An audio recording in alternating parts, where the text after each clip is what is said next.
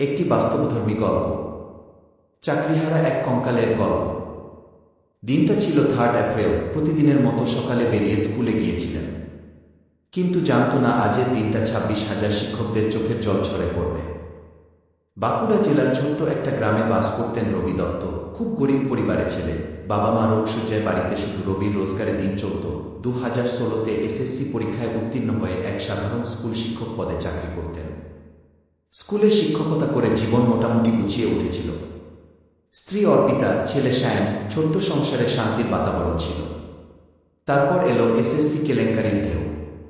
সকাল 10:50 প্রার্থনা সেরে শিক্ষক শিক্ষিকা অ্যাটেন্ডেন্স রেজিস্টার নিয়ে ক্লাসে যাবে, এমন সময় খবর এলো 2016-র পুরো প্যানেল বাতিল।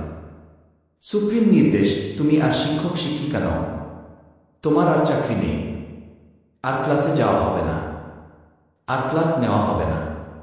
স্টাফ রুমের পরিবেশ বদলে গেল হঠাৎ। ডুকরে কেঁদে উঠলেন কয়েকজন সহকর্মী যাদের নাম ওই প্যানেলে আছে। কয়েকজনের চোখ দিয়ে জলের ধারা বয়ে যাচ্ছে, কেউ মুখ লুকিয়ে কাঁদছে।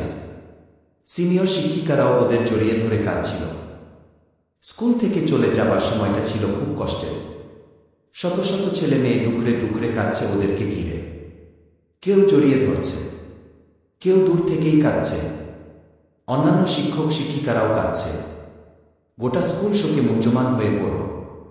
ক্লাসের সব মেয়েরা বলছে, স্যার আমরা আন্দোলন করব। বোবা হয়ে ওদের দিকে তাকিয়ে রইলাম।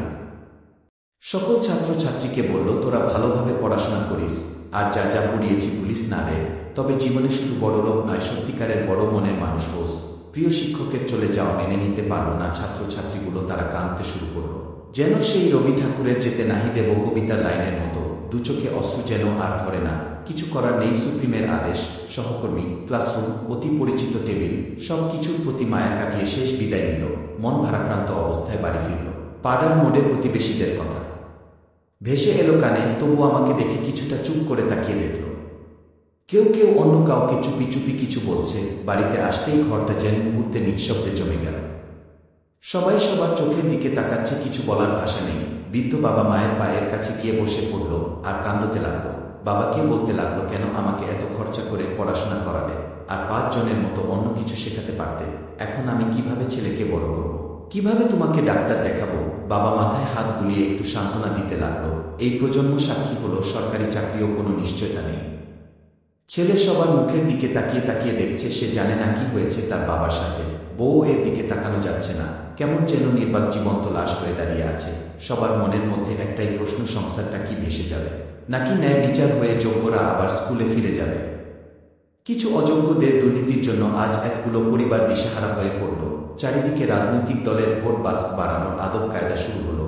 এক দল অন্য দলকে দোষারোপ করতে লাগলো। আন্দোলন শুরু হলো, রাজনৈতিক দোলাচল চলতে থাকলো। কিন্তু দিন যত গেল, সহানুভূতির জায়গায় এলো কৌতূহল, সন্দেহ, এমনকি অবহেলা। এক সন্ধ্যায় ছাদে দাঁড়িয়ে রবি ভাবলেন, আমি কি সত্যিই অযোগ্য ছিলাম, নাকি কেউ অন্যায় করেছিল আর তার শাস্তি পড়েছে আমাদের উপর? নানারকম ভাবনা এলো মাথায়। বৃদ্ধ বাবা মা, বউ, ছেলে, সবার কথা ভাবতে ভাবতে অন্ধকার নেমে এলো প্রকৃতির বুকে। কিন্তু প্রশ্ন রয়ে গেল, সেই চাকরি হারা শিক্ষকরা ন্যায় বিচার কি পাবে?